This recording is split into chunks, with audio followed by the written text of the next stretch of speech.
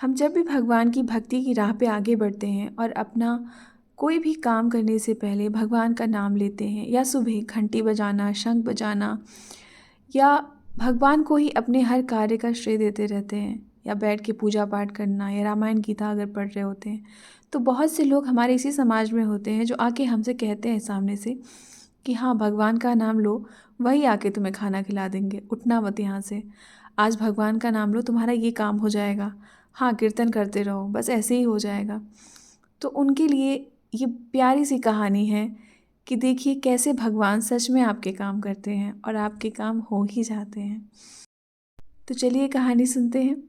कहानी कैसी लगी, कहानी की लास्ट में ज़रूर बताइएगा। जय श्री कृष्ण, राधे राधे, जय जगन्नाथ, राम राम। एक बार फिर से आपका स्वागत है आपके अपने channel catch all colours with Aarti पे। तो ये बात है एक गांव की, जहाँ पे एक साधु रहता था। वो सारा दिन राम नाम रटता रहता था और ढोलक बजा बजा के कीर्तन करते रहते थे। उनकी कुटिया के पास एक व्यक्ति का घर था, एक आदमी का घर था। वो उनके उस ढोलक बजाने से बहुत परेशान था। और एक दिन वो आदमी इतना गुस्सा हो गया कि उनके साधु बाबा की कुटिया में चला गया और कहने लगा कि क्या ये दिन रात राम राम रटते रहते हो? कोई और काम धंधा नहीं है तुमको? हमें तो जमाने भर के काम के लिए जाना पड़ता है, और तुम्हारी ढोलक की इस आवाज़ से मैं सुन नहीं पाता, सो नहीं पाता, कोई कार्य कर नहीं पाता आसानी से। बहुत परेशान होता हूँ।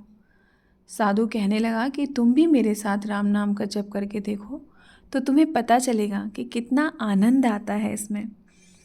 वो व्यक्ति बहुत खींच गया, बहुत चिढ़ के उसने बोला कि अगर मैं भी तुम्हारे साथ राम राम जपता रहूँगा तो क्या तुम्हारे राम मुझे खाने के लिए रोटी दे देंगे? साधु कहने लगा कि मुझे तो राम नाम की लगन लगी है, मुझे तो मेरे राम जी की कृपा से ही हर रोज़ भोजन मिल जाता है। अब तुम भी एक बार राम राम जप के देख लो, मुझे भरोसा है कि भगवान तुम्हें खाने को ज़रूर देंगे।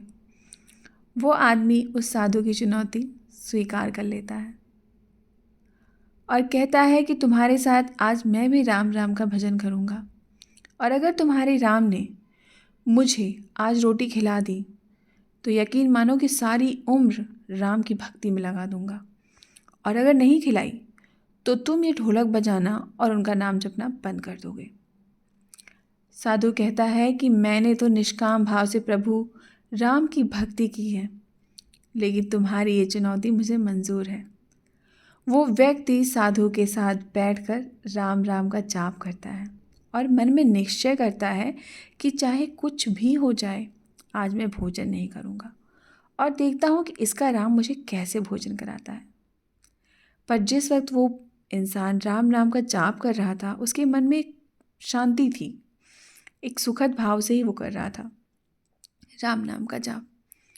राम राम का भजन करने के बाद वो सोचता है कि अगर अब मैं घर जाता हूँ तो मेरी बीवी, मेरी माँ मुझे खाने के लिए कहेंगे और फिर मुझे रोटी खानी पड़ सकती है, लेकिन मुझे साधु को चुनौती में हराना है। इसलिए आज वो गांव जाने की बजाय पास के गांव के जंगल में चला जाता है और जंगल के एक पेड़ पे चढ़कर बैठ जाता है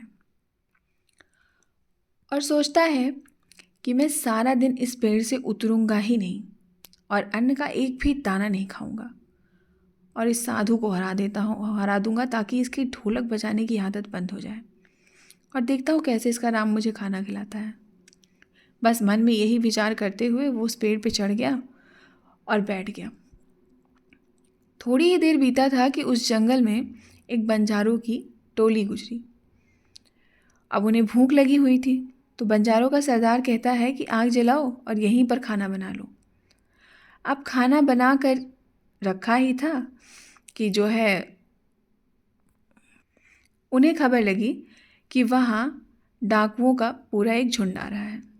तो बंजारों का सरदार कहता है कि खाना बन गया है, लेकिन हमें यहाँ से चलना पड़ेगा, नहीं डाकू हमारा सब कुछ लूट सकते हैं। तो वो बंजारे अपना खाना वहीं छोड़ देते हैं और आगे चल देते हैं। वो आदमी पेड़ पे चढ़ा सब कुछ देख रहा है। थोड़ी देर बाद डाकू वहाँ पहुँच जाते हैं, भोजन को देखते हैं अब भोजन से खुशबू इतनी अच्छी आती है कि तो जो डाकू का सरदार रहता है वो कहता है कि भोजन से खुशबू तो बहुत अच्छी आ रही है, पर ये भोजन किसने बनाया है और क्यों बनाया है और बनाने के बाद खाया क्यों नहीं। ये भी हो सकता है कि किसी की चाल हो ताकि हम इसको खाएं और हमें कुछ हो जाए। हो सकता है इसमें जहर पड़ा हो। ऐसा बहुत कुछ वो आपस में विचार कर रहे थे। अच्छा, विचार कर रहे थे, बातें कर रहे थे, उसी समय किसी एक डाकू की नज़र उस आदमी पे पड़ी जो उस पेड़ के ऊपर बैठा हुआ था। वह उसे नीचे आने का तुरंत आदेश देता है और कहता है कि तुरंत तुम इसी समय नीचे उतरो। डाकू उस व्यक्ति से पूछता है कि हमें मारने के लिए ये भोजन तुमने ही बनाया है ना, ये सारी तुम्हारी ही चाल है ना। वो बेचारा हाथ जोड़ के मिन्नतें करता रहा। उसने कहा कि नहीं भाई, मैंने ये भोजन नहीं बनाया है और ये इसमें जहर भी नहीं है, तुम ये भोजन कर सकते हो, मेरी बात मानो। हाथ जोड़ा, रोया, गिड़गिड़ाया और बार बार यही बात कह रहा था और बताया कि ये भोजन बंजारों ने बनाया है। आपके आने की खबर सुनकर वो जंगल से भाग गए, लेकिन डाकुओं के आगे उसकी एक नहीं चली। डाकुओं ने उनसे कहा कि तुम्हें अभी भोजन खा के दिखाना पड़ेगा, अब तुम्हारे अलावा कोई और तो है नहीं, तो हम इस भोजन की परीक्षा करें कैसे। तुम्हें खाना खा के दिखाना पड़ेगा क्योंकि हमें लगता है कि तुमने ही भोजन बनाया है और तुमने इसमें जहर मिलाया है। अब पहले तुम ये खाओगे, उसके बाद ही हम इसको खाएंगे। वो अपनी जिद पे अड़ा रहा कि मैं भोजन नहीं खाऊंगा, नहीं खाऊंगा, नहीं खाऊंगा, किसी कीमत पे नहीं खाऊंगा।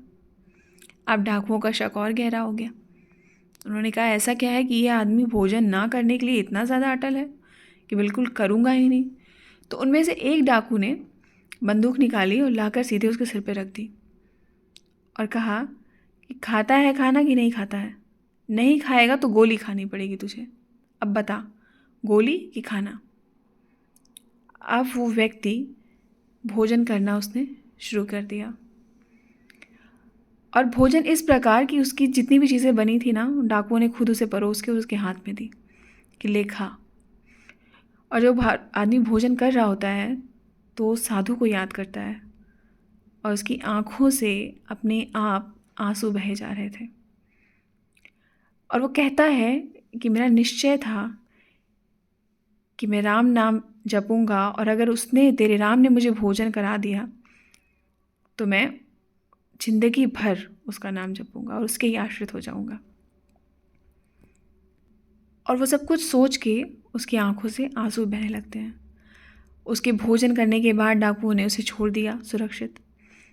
अब उसे और विश्वास हो गया कि बंजारों को और उन डाकुओं को राम जी ने ही भेजा होगा। वो सीधा वहाँ से साधु की कुटिया में चला गया और जाकर उनके चरणों में प्रणाम किया और उन्हें सारा वृत्तांत सुनाया।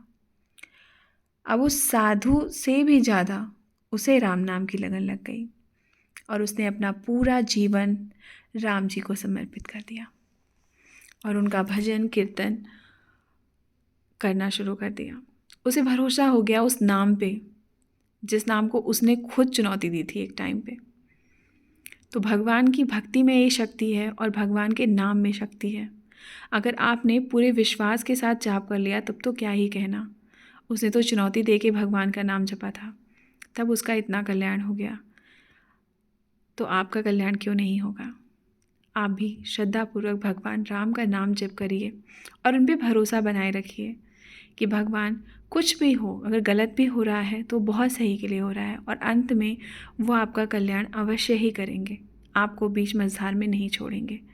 परिस्थितियाँ कितनी भी विपरीत हों, अपने भगवान से अपना विश्वास अडिग ना होने दीजिए। बस उन पे अपना विश्वास बनाए रखिए और उनका नाम जप करते रहिए। फिर मिलेंगे ऐसी ही किसी कहानी के साथ। आपको कहानी कैसी लगी ज़रूर बताइएगा। जय श्री कृष्ण, राधे राधे, जय जगन्नाथ, राम राम।